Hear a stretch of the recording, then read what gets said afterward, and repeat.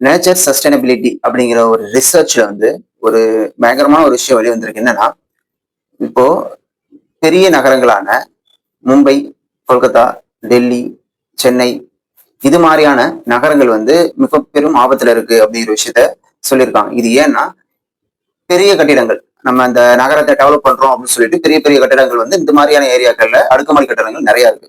அது மாதிரி இடங்கள்ல இப்ப நம்ம சர்ஃபேஸ் இருக்குன்னா சர்ஃபேஸ் வந்து ஒன்றும் கொஞ்சம் கொஞ்சமா கீழே போகும், இல்லைன்னா மொத்தமா அடியில போயிடும் அப்படிங்கிற ஒரு விஷயத்த ஒரு ரிசர்ச்ல கொண்டு வந்திருக்காங்க.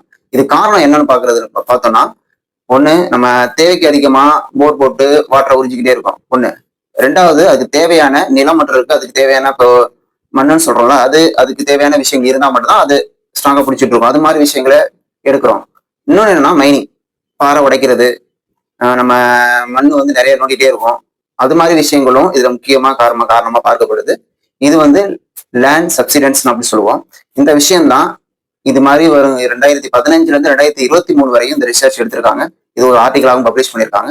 இந்த ஆர்டிகல்ல இது மாதிரி விஷயங்கள், இது மாதிரி நகரங்களுக்கு வந்து ஆபத்து நிறைய இருக்கு அப்படிங்கிற விஷயத்த பப்ளிஷ் பண்ணியிருக்காங்க.